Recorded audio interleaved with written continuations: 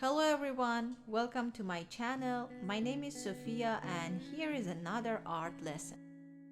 In this session I'm going to just show you the supplies that I'm going to use for drawing.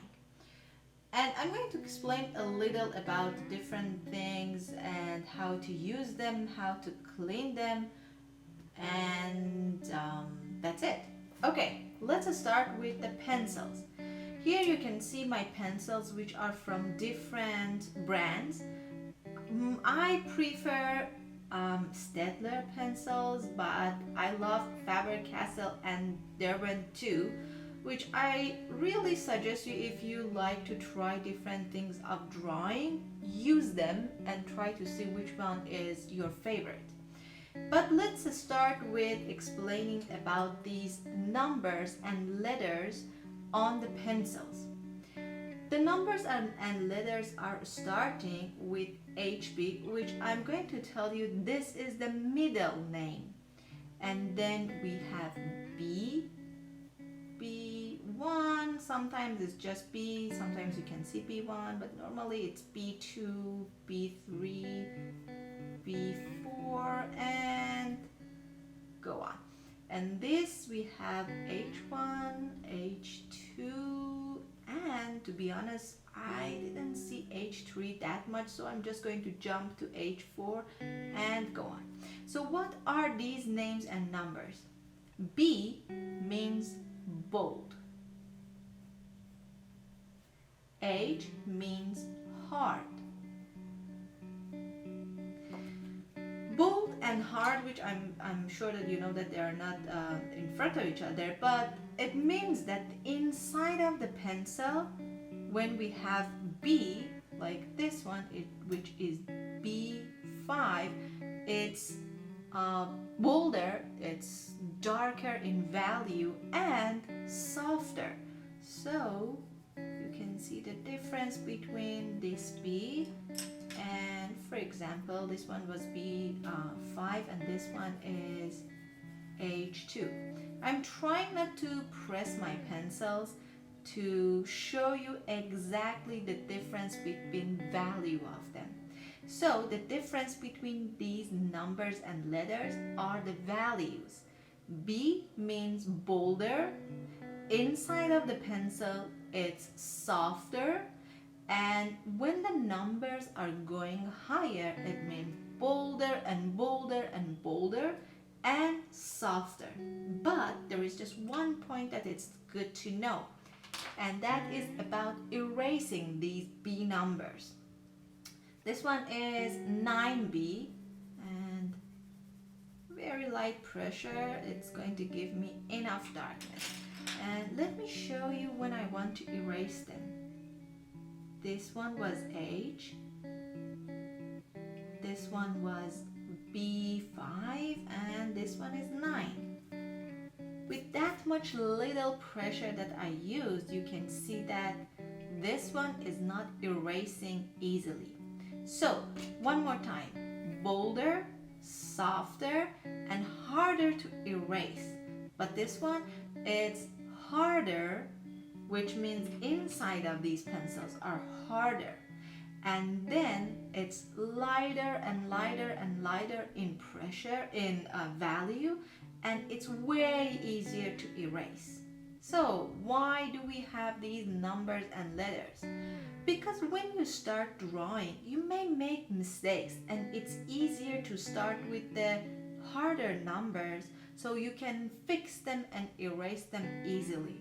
Then when you go to more detailed work, it's better to work with HB, which is something between bold and hard.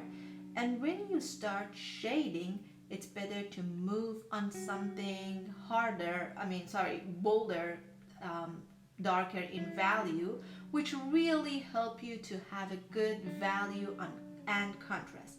Of course, sometimes I use even H2 or H4 for shading, but normally to have a good contrast, I use the combination of these letters and numbers. So this is about our pencils. My favorite pencils are 2H and HB 2B, and I will jump to something like 9B or even 8B. So these are the only pencils that I normally use for drawing. I don't have that much of B or H, but you can see lots of HB everywhere in my studio.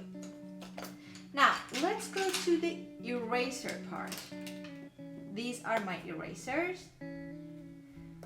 So this isn't just a regular eraser, but the only thing about these regular eraser, touch them, and if it's too much like a rubber, it's hard, it's not that much good. If it's soft, it's a better eraser. This one, it's a kneaded eraser, okay? So when you are going to start working with it, first just make it like this a little warmer, and then you can start working with this.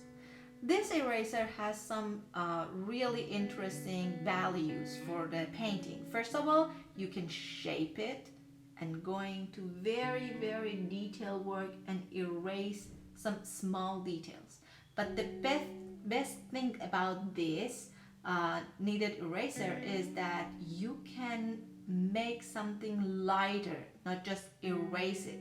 So I really like this. This is going to help you a lot with your drawing. Then I have these two, which are the difference between them. It's the thickness of the inside. You can see this one. It doesn't have that much lid.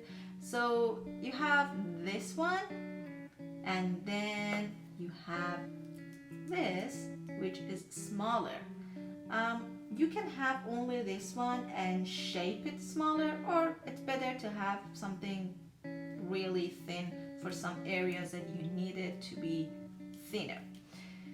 Okay, the next things that I'm going to show you, it's blending stumps. These are the blending stumps, and you can see again I have different sizes and different brands. So this one is the smallest one and this one is the biggest one. Now I'm going to show you how to clean them and how to use them. First of all, when you use a blending stump, don't use it like a pencil. This one is not pencil, so it's better not to use the tip of it. Keep the tip of it for really, really detailed work, like when you want to shade the inside of the eyes or tooth or something like that. So the tip is only for the detailed work. Normally when you want to use it, you have to just put it all the way on the paper and then start shading or blending with these blending stumps. When you want to buy them, you may think that, okay, which one is better? You can see different things in the store and which one is better. Okay, to find out which one is better, if your new blending stump is like this, you can see the tip of it, it's not that much good. It's better to go with the one that it's a little more solid. So that's the way for buying them. Now the important part is cleaning them. Before I go to the cleaning part, I just want to show you the difference between tip of this and tip of this one. Can you see the shape of it? This one is really sharp, but this one doesn't have the tip. So when I see something like this, I understand that either I used it wrong, I used the tip of it, or I used it for detail work. So normally your blending stump shouldn't be like this. It should be sharp like this. Now you work with your blending stump, it doesn't matter it's a regular pencil or a charcoal, and now it's dirty like this. How we can clean it? Never ever use sharpener for cleaning it, because as you can see there are different layers inside of it, and if you use sharpener you're going to just open it and you have to throw it away if you don't know how to fix it. But the best way to clean it, it's using blending sanded paper block. This is the sanded paper block. You can buy it from supply store. Of course you can buy it from hardware stores too, but be careful that it shouldn't be that much rough.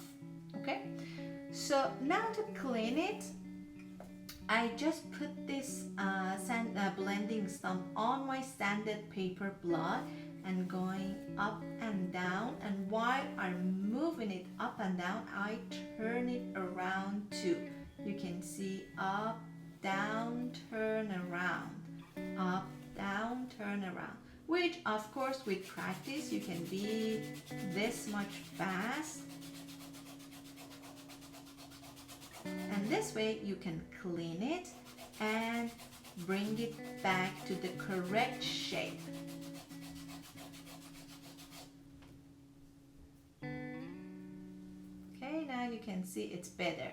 Of course, if you repeat this, you can completely clean it. So you can see this is way better than what it was before. When it's enough, when you touch your paper, there is nothing coming out of it. Right now it's a little very slight shading on it, which it means that I have to continue cleaning it.